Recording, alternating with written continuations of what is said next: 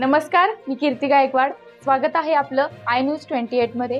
चला तर मग जाणून घेऊयात महाराष्ट्रातल्या ताज्या घडामोडी। उंब्रज पोलिसांची रेकॉर्डवरील गुन्हेगारावर करडी नजर, शासनाच्या नियमाचे उल्लंघन करणाऱ्याला पोलिसांनी दाखवला कायद्याचा बडगा। सातारा कराड तालुक्यातील उंब्रज पोलीस स्टेशनचे सहाय्यक पोलीस निरीक्षक श्री रवींद्र भुले साहेब यांनी वरिष्ठांच्या आदेशानुसार गणेश उत्सवाच्या कालावधीमध्ये रेकॉर्डवरील गुन्हेगारांना हद्दपारीच्या नोटिसा बजावल्या होत्या। तसेच गणेश मंडळांना काही नेम व अटी घातल्या होत्या। तसेच नोटीसद्वारे खडसावून सांगितले होते। असे असताना काहींनी नियमाचे उल्लंघन केले। त्यांना भारतीय न्याय संहिता कलम 223 प्रमाणे गुन्हा दाखल करण्यात आलेला आहे।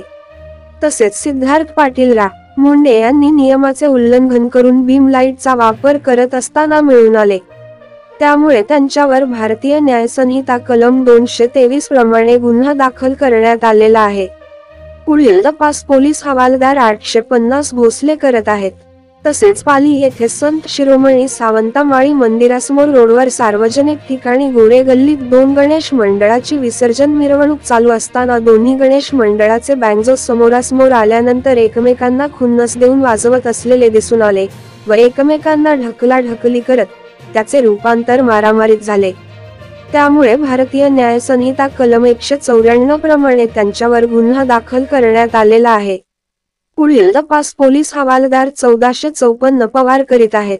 तसेच बँजो मालकांनी वाहन मॉडिफिकेशन करून त्याची कागदाची पूर्तता न केल्यामुळे व ते वाहन सार्वजनिक ठिकाणी वापर केल्यामुळे त्यांना 50,500 रुपयेचा दंड केला आहे। शासनाच्या नियमाचे जो उल्लंघन करेल त्याच्यावर कायदेशीर कारवाई केली जाईल, असे आवाहन उंब्रज पोलीस स्टेशनचे सहाय्यक पोलीस निरीक्षक श्री रवींद्र भुले साहेब यांनी केले आहे। सदरची कारवाई पोलीस अधीक्षक सातारा श्री समीर शेख साहेब, माननीय अप्पा पोलीस अधीक्षक सौ श्रीमती वैशाली कडूकर मॅडम, माननीय उपविभागीय पोलीस अधिकारी श्री अमोल ठाकूर साहेब यांचे मार्गदर्शनाखाली उंब्रज पोलीस स्टेशनचे सहाय्यक पोलीस निरीक्षक श्री रवींद्र भुले साहेब व अधिकारी अंमलदार यांच्या टीमने केली। त्यामुळे उंब्रज परिसरातील नागरिक समाधान व्यक्त करून श्री रवींद्र भुले साहेब यांच्या कामाचे कौतुक करत आहेत। सातारा जिल्हा प्रमुख प्रतिनिधी अवधूत पाटील ची रिपोर्ट।